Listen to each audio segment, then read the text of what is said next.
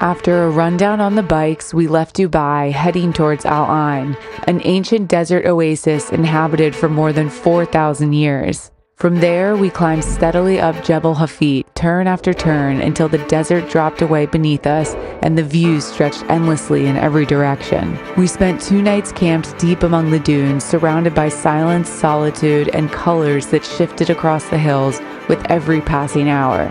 Today, our route follows the edge of Oman as we cross a harsh, empty landscape toward another oasis, Inkampu, where we reconnect with the South African flair we've been missing. From there, we explore the red dunes and a forgotten ghost village nearby. The ride is stunning, following a dirt track along the empty quarter, but an unexpected encounter with Border Patrol catches us off guard.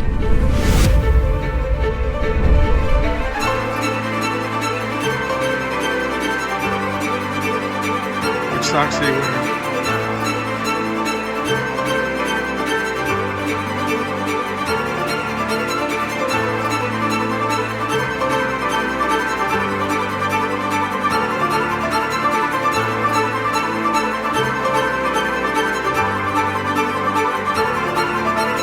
Well, we're packing up and we're gonna head towards Hatta today. This is called like Al Ain Farm, I believe. It's on iOverlander.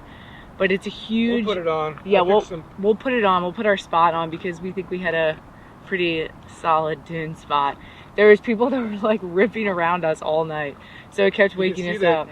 But we were elevated enough so everyone saw us. But it was kind of loud because people were riding in the dunes until like 3 in the morning or something. They come out in the evening when it's cooler, and then they have really good light bars, like LED light bars on their vehicles so they can see. These were not this covered when we got here. Yeah. We would have probably thought twice about actually camping here. You know, if they start coming towards us, they'll see us from a long way away. Anyways, we're still being such babies about getting all of our camping stuff out. So we're gonna maybe stay 2 nights at the next spot, but it's this cool South African camp. Looks like maybe it's a good spot for some overlanders. So maybe we can get some good information on routes, and we're just gonna finish packing up and hit the road.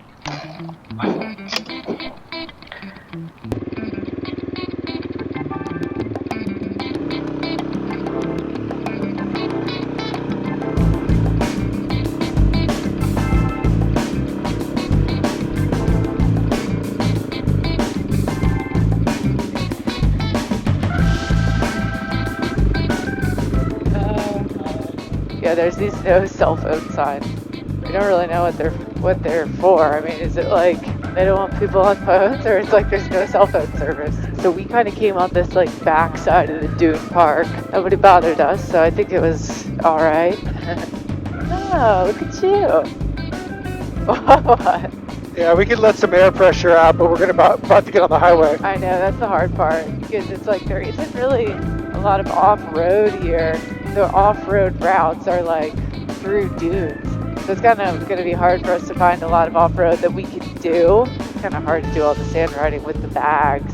So Set up camp and then go dune ride. totally, but in transit to the next spots, we'll probably mostly just be on the main roads. It feels hotter today than yesterday. Yeah, it is. We didn't sleep that well because of all the dune ruckus, so Yeah, there's people who went right by us. yeah, they were ripping around. And, you know, you wake up startled because it's like super loud and there's lights shining everywhere. You're like, is this person gonna hit me? It's a little sandy. We ended up, you know, like chilling in the tent until like 8:30. So we're getting a later start, which is also why it's like super blazing already. Oh, we love these trucks, those Land Cruiser trucks. We're gonna go for like an hour and then stop and get coffee or something to eat, I think.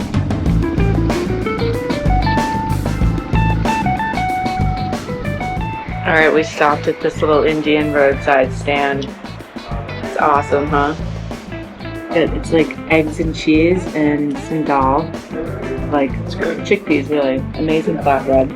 And then the carafe tea, which is our favorite. Yeah. It was awesome. And like the whole meal, they bring you like soup to start and everything, and then you get tea, eggs, bread, the chickpeas, and like some vegetables, and the whole thing is like $7 US. So it's a good stop. All right, so we just got off the highway because we found this other route to the camp that is like 25 minutes longer, but it's avoiding the highways. So this will be like way more pleasant, we think. And lo and behold, it's like a gravel road kind of, which is, I think, our first one in the UAE almost, don't you think? Yeah. Yeah. Well, it's paved again. So don't jump the gun. It's kind of. We'll see. We're about to take a left. It's like paved, but gravelly and sandy. I don't know. I like it more already. Oh yeah, it's so much nicer. The freeway just kind of. It's the worst. The worst. I mean, we are at sea level, so our bikes have actually been running a lot better. And going 100 or 120 with these windshields is much more bearable. But it's just so loud. And the vibration on these bikes is just crazy. See more of like kind of real life, not strip malls. The countryside. I probably have to let some air out of my front tire in a few. Yeah. It feels pretty like hammery. I think this is the border. Oh, yeah, you're right. This is. Yeah. That's Oman. And actually, I think that's the empty quarter. Isn't that like the part of the empty Pretty quarter? much. Yeah. Maybe. Empty quarter goes between Saudi. The very northern part is in UAE, and then Oman. There's a good bit of it as well. So there's definitely some loose dirt, but it's pretty firm. No, it's fine, yeah. Seems all right. We could let some air out, though, too. I would say maybe we should. It's funny, I've never ridden along a border like this. Have you? Not quite like this. I know. It's just weird having my kickstand work. Oh, yeah, right? Some serious barbed wire. I don't think it's funny because it's like, I wouldn't think anyone really wants to head into the empty quarter by climbing over that fence. No, it's like hard to get over and then get out in the middle of nowhere. I know, exactly. We probably shouldn't stop too long on here because they might be like, what are they doing? Yeah, totally. I'm sure this is somewhat videoed. Well, this is a way nicer route. I'm glad we came this way. Yeah. This is like what I was looking for. I was like, there has to be some sort of like sandy gravel road somewhere. I'm sure that this is only maintained to secure the border. For sure. That's the only downside is we might end up like having to like talk to security or something. Oh, really? I think it'll be okay.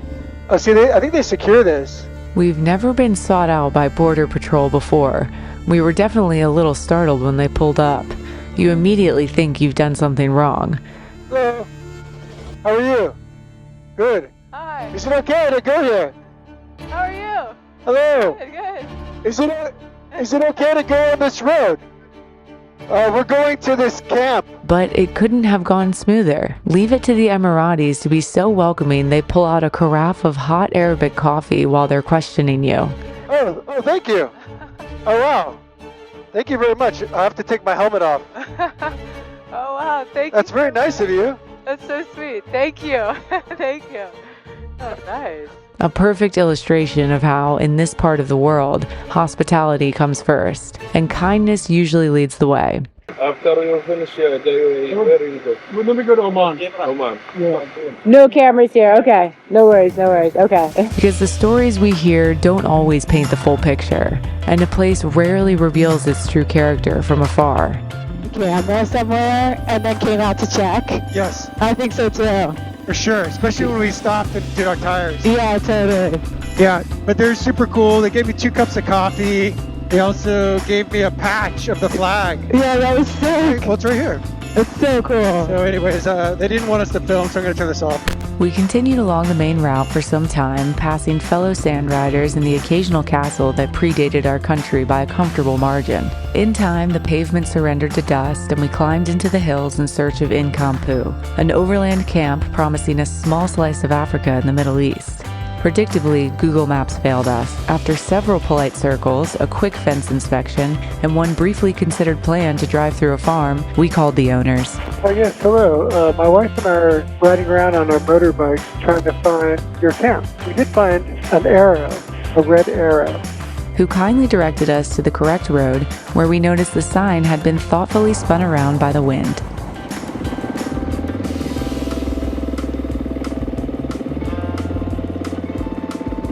Okay, thank you.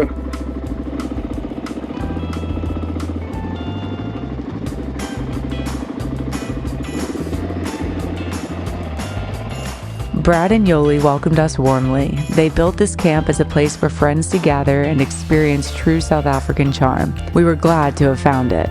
Of course, now that we found it, it's totally obvious. Okay, thank you. Sweet, this is great. Okay. Come home. Yeah, totally. This might be the coolest place that we will stay the whole time we're here. So they already brought us a cold beer, which is so nice, so refreshing. And then they have these awesome like little individual sites that are just have like little grass walls, really soft sand, and there's like a bunch. They have fire pits as well. They sell firewood here. There's like hot showers, and they even have like a little shop where you can like buy water and snacks and other items. They opened 4 weeks ago. So yeah, this place is awesome. It's run by a South African family, and they're so sweet. Drinking in the UAE. Drinking in the UAE, yeah, cheers. We're probably gonna stay 2 nights here because there's a lot of places to explore around here also.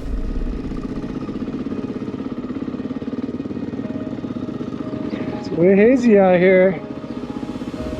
We set off the following day without the cumbersome bags and headed straight into the dunes, searching for the forgotten ghost village of Al Madam. The wind had picked up overnight. Clouds rolled low across the sky, threatening rain, and somehow that made riding toward an abandoned settlement feel even more fitting. We worked our way over the red hills, careful to avoid the deep sand pits that could swallow a front wheel without warning. It's ripping around up there, huh? Who's getting her dune legs under her?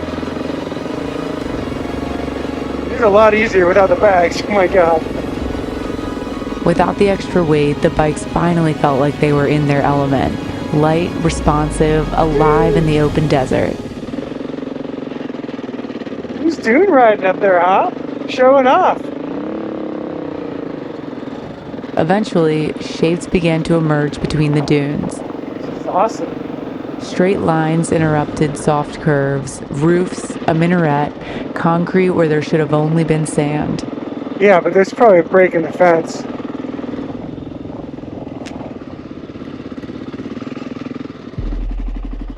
I don't think so. Alright, this is the ghost town. It's getting ghosty in here. It's like totally Oh, filled. whoa. The sand like blows in and then through. Oh, wow. Pretty trippy. Crazy. Al Madam was built in the early 1970s during a time when the UAE was transforming almost overnight. After unification in 1971, housing projects like this were created to encourage Bedouin families who had lived nomadic lives for generations to settle into permanent communities with electricity, schools, and modern infrastructure. For centuries, Bedouin tribes moved across these deserts with the seasons. They followed water, grazing land, and trade routes. Survival depended on adaptability, on reading wind patterns, tracking subtle changes in terrain, and understanding how the dunes shifted over time.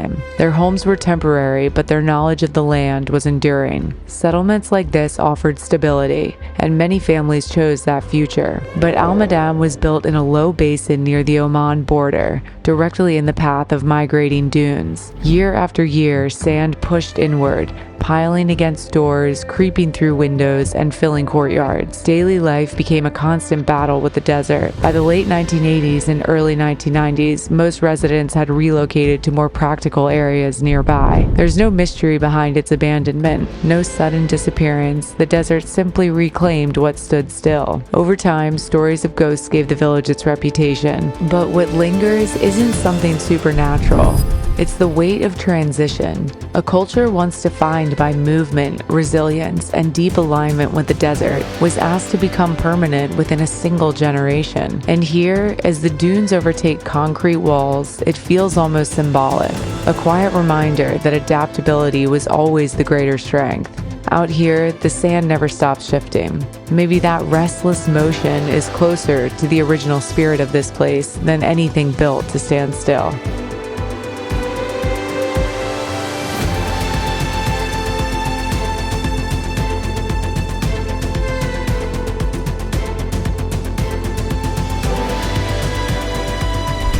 We decided to try our hand at the Big Red Dune, a place locals frequent for dune climbs and desert racing. Without luggage, we figured we had a decent shot, but it didn't take long to realize just how challenging it was. Most of the riders making it to the top were in dune buggies, but Ethan was determined to give it a go. I chose to take in the spectacle and keep my sand riding closer to the base. To be fair, Ethan had solid momentum and was set up for success until a Jeep got stuck right in his line. With the momentum gone, turning around was the only option, but that quickly went south.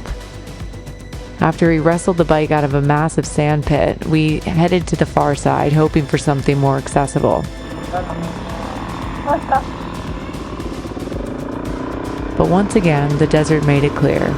We just weren't going to make the cut. Ethan and I are in over our heads. So we carved a few fast laps around the base, which honestly was a lot of fun. I had short bursts of perfect flow when my tires skimmed across the top of the sand, but those were short-lived.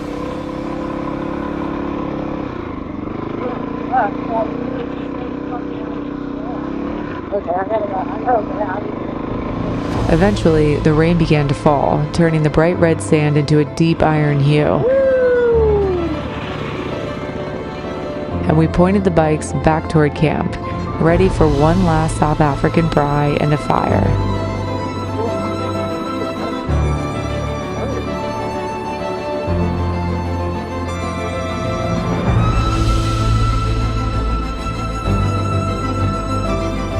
What's going on over here? Having a little braai? Looks good. Got some bread. We got some braai meats in here with some eggs from breakfast. Just a little bit of hodgepodge of everything. Yeah, it actually rained in the desert, so we moved in. So yeah, we're pretty happy.